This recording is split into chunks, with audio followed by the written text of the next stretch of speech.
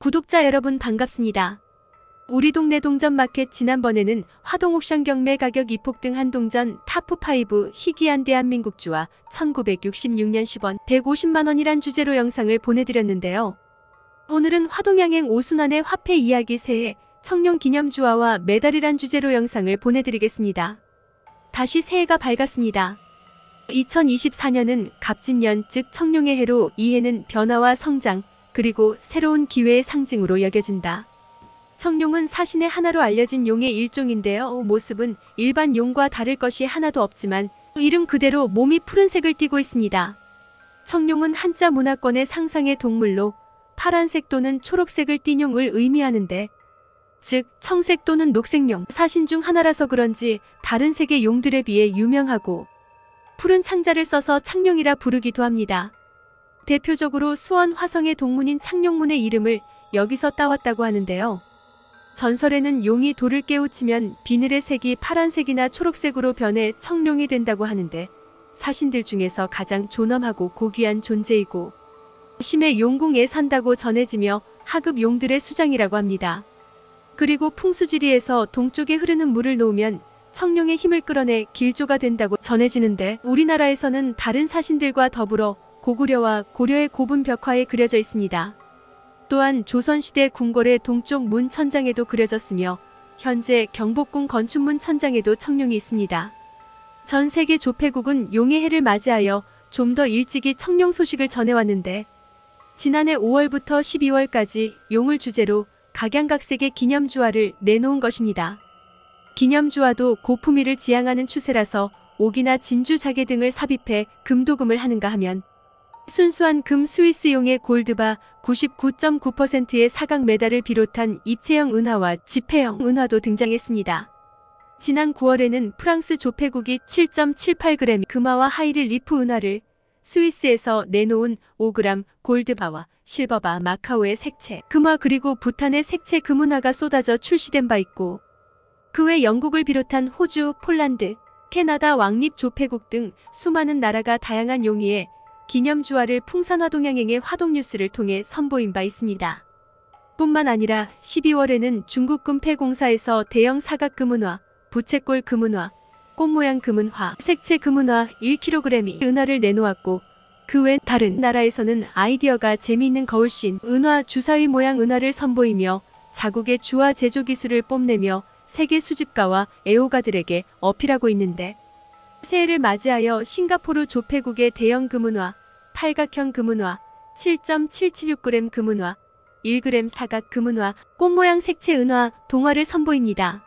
이렇듯 세계 각국의 조폐국은 날이 갈수록 치열하게 그 해가 시작하기도 전에 새로운 기념주화를 내놓고 보이지 않는 경쟁을 하고 있는 실정인데 이렇듯 그 나라의 전통적인 디자인과 첨단 기술을 바탕으로 매혹적인 특징을 자랑하며 수집가들을 현혹하고 있는 것입니다. 한국조폐공사는 2000년부터 캘린더 메달을 선보여 왔는데 2000년 밀레니엄용의 해를 맞이하여 12년 장기 프로젝트로 원형 메달에 12간지와 1년 달력을 새겨 제조하였고 2012년 용의 해부터는 팔각 형태의 새로운 캘린더 메달로 매년 2000개 한정 판매해왔습니다. 이번에도 기념주화가 아닌 메달을 내놓았는데 다름 아닌 지난해 10월에 내놓은 새로운 12간지 메달이 그것입니다. 12간지의 원류는 기원전 2637년 중국 고대 전설의 삼왕오제 가운데 황제가 만들었다는 태음력으로 오늘날 12간지와 음력이 되었다고라고 그 긴 역사만큼이나 우리 생활 속에 천착되어 있는 이 전설 같은 이야기는 이제 시대 변화에 맞춰 역사 문화의 또 다른 아이콘으로 떠오르고 있습니다. 나아가 화폐 산업의 새로운 유형으로 창출되어 전 세계 수집가들의 사랑을 받고 있을 뿐 아니라 자국의 홍보와 수익 창출에 일익을 도모하고 있습니다. 그럼에도 불구하고 한국조폐공사는 언제까지 기념메달에 목을 메고 있을 것인지 묻지 않을 수 없습니다.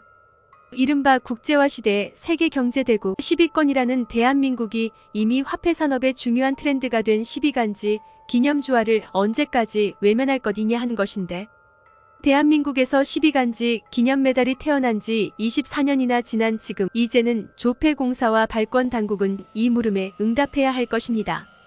세계는 바야흐로 코인레스 소사이어티, 캐시어스 소사이어티로 변화와 개혁을 선도하고 있다고 그만큼 자국의 화폐 산업에 미치는 영향은 크다 하겠는데, 당장 은행권 용지를 제조하는 한국조폐공사의 부여본부는 일거리가 없어 몇 개월을 쉬어야 할 판이라는 이야기가 돌고 있을 뿐 아니라 주화 발주량 또한 현저히 감소된 지 오래입니다.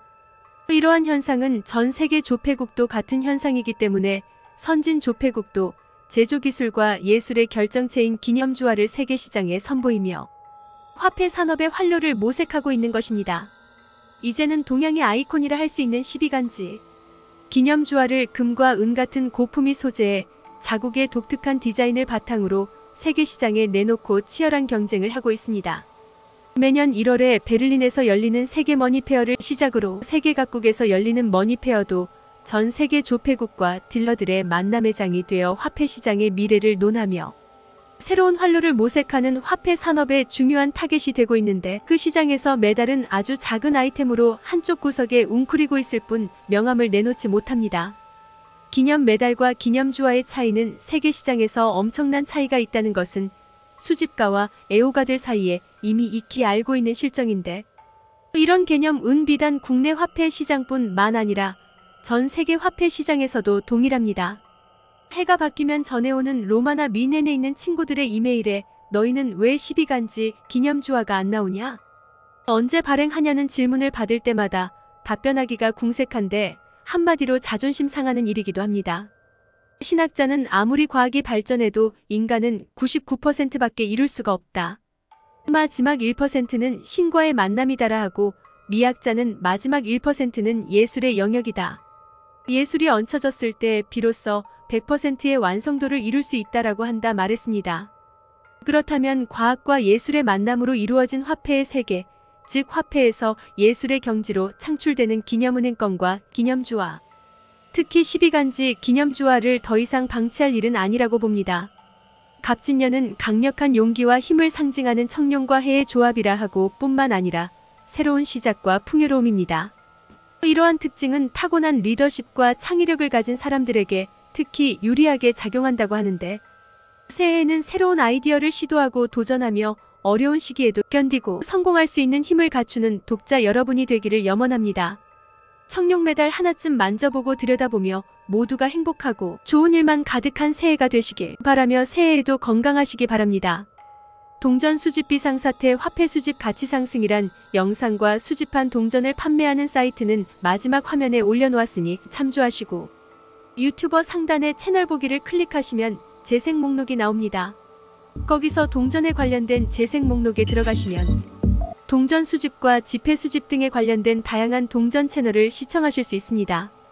구독자 여러분, 오늘은 여기까지입니다. 이 영상이 유익하셨다면 구독과 좋아요 꼭 눌러주시면 감사하겠습니다. 다음 영상에서 또 만나요.